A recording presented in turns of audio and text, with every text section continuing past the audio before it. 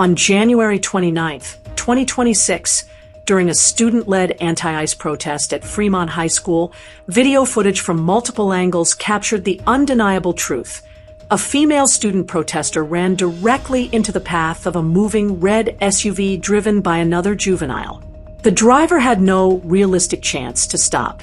The vehicle was surrounded by a hostile crowd, yelling threats, hitting the car, and stealing the Trump 2024 flag. Police citations later confirmed no charges for hitting or assaulting anyone, only for leaving the scene justified by the mob, and pedestrian violations for the student. Yet within 24 hours, Nebraska's top Republican politicians released nearly identical statements that portrayed the red SUV driver as the aggressor committing political violence, assault, or a violent act against a peaceful protester. These statements were not independent reactions. They were a coordinated, staff-orchestrated narrative that ignored the video evidence every single one of them had access to. The full verbatim statements, released in lockstep. Governor Jim Pillen, January 30th, 2026. Here's a fundamental truth we should all agree upon.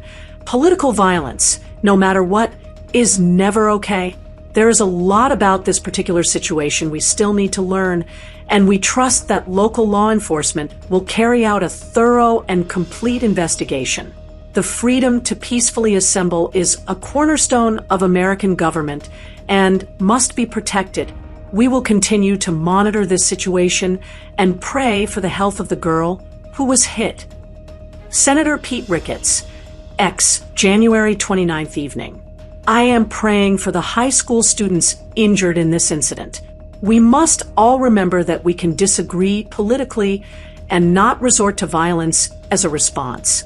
I expect that all high school administrators will make sure all students have a safe and productive learning environment and take appropriate disciplinary actions when necessary.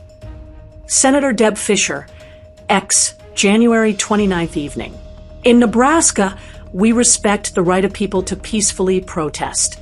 Disrupting such a peaceful protest with violence is never okay, and I hope the person involved is identified. Praying for the young woman in this horrible incident. Representative Don Bacon, X and Facebook, January 29th evening. We have the right to peaceful protest.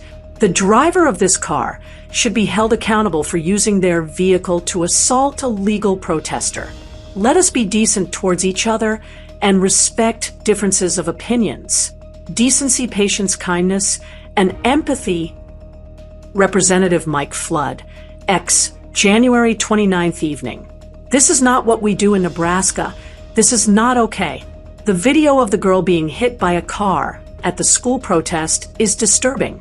While initial reports say the girl was alert and talking when she was taken away, we are praying for her and her well-being. The incident needs to be fully investigated by law enforcement. It is critical that our country preserve the ability of people to safely protest.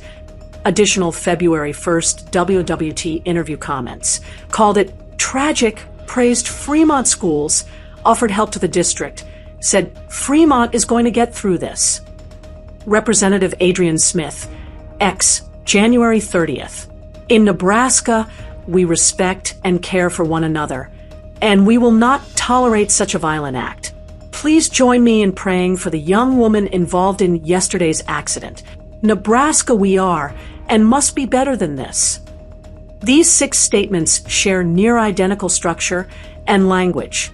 Affirmation of the right to peacefully protest, assemble. Condemnation of violence or political violence. Prayer for the girl, young woman, student. Framing the driver as the perpetrator. Assault a legal protester. Disrupting such a peaceful protest. Violent act. This is not what we do in Nebraska. The compressed timeline and repeated phrases prove coordination. Staff, not the politicians themselves, handled it. Press secretaries and chiefs of staff received a shared talking points memo from the Nebraska GOP communications team via Signal, WhatsApp, or group email. One lead aide drafted the core language. Each office made minor tweaks before posting. This is how modern political offices operate for rapid response incidents. The statements were factually inaccurate and exposed stunning incompetence. Every politician and their staff watched the same multiple-angle videos that the public saw. Those videos clearly show the female student ran directly into the SUV's path. The driver had no realistic chance to stop. The vehicle was under immediate threat from a hostile crowd. Yet they claimed the driver hit the girl, used his vehicle to assault a legal protester, committed a violent act, or engaged in political violence. Police never charged the driver with hitting anyone. The student was cited for being a pedestrian in the roadway. The politicians' claims were provably false the moment they were made. This wasn't a simple oversight. It was both deliberate dishonesty and staggering incompetence. They had the video evidence right in front of them and still chose to run with a false narrative. That level of stupidity and fraud is indefensible. The statements were intrusive, unnecessary, and harmful. These adults had no role in a local school incident involving 2 juveniles. Their inflammatory language prejudged a teenager before any investigation was complete, put public pressure on police and prosecutors, stigmatized both students, driver as violent villain, girl as helpless victim when she ran into traffic, did nothing to help the investigation or the community. Mike Flood went on multiple interviews repeating the same inaccuracies days later. None of it contributed anything positive.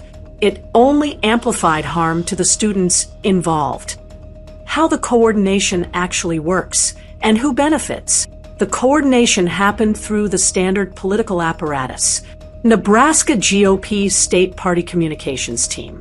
Congressional staff signal WhatsApp groups for the Nebraska delegation. Shared rapid response templates from national Republican committees. Input from agriculture, meatpacking, and business lobbies that rely on immigrant labor. These statements were subtle ways to support pro-immigrant causes and organizations that have become part of the politicians' donor base and constituency. Nebraska's economy depends on cheap immigrant labor in meatpacking and agriculture. The same investment giants, BlackRock, Vanguard, etc., that own the local media outlets also fund or influence these politicians through PACs and industry donations. The coordinated language protecting the right to peacefully protest against ICE enforcement quietly advanced the interests of those industries and the pro-immigrant groups that are now part of their voter and donor networks. The politicians ended up looking like stooges, incompetent adults who couldn't even watch a video correctly, yet rushed to condemn a juvenile to appease their financial backers. No retractions, no corrections, just silence. The news cycle moved on. Mike Flood gave interviews repeating the false framing. Not one politician issued a correction, clarification, or retraction after police citations proved the driver never hit or assaulted anyone. They simply disappeared from the story, leaving the false narrative hanging in the air. Final analysis: a coordinated display of ulterior motives. The politicians' statements were inaccurate, unnecessary, intrusive, and harmful. They did not serve the investigation, did not protect students, and did not serve justice. Instead, they revealed a machine that prioritizes donor interests, cheap labor politics, and rapid response branding over truth. Every politician had the video. Every politician watched, or had staff who watched, the exact same footage showing the student running into the SUV. Yet they all chose the same false narrative anyway. That is not incompetence alone. It is coordination with ulterior motives. These leaders used a local school incident to signal allegiance to industries and causes that benefit from open border policies, all while pretending to be neutral arbiters of decency. The fact that not one of them corrected the record proves the statements were never about truth or justice. They were about protecting a narrative that serves powerful financial interests. This is what coordination between politicians, staff, outside lobbies, and aligned media looks like in practice. The people of Nebraska, And especially the two high school students caught in the middle deserved far better than this fraudulent, coordinated display. The silence since then only confirms how little these stooges actually care about accuracy or accountability.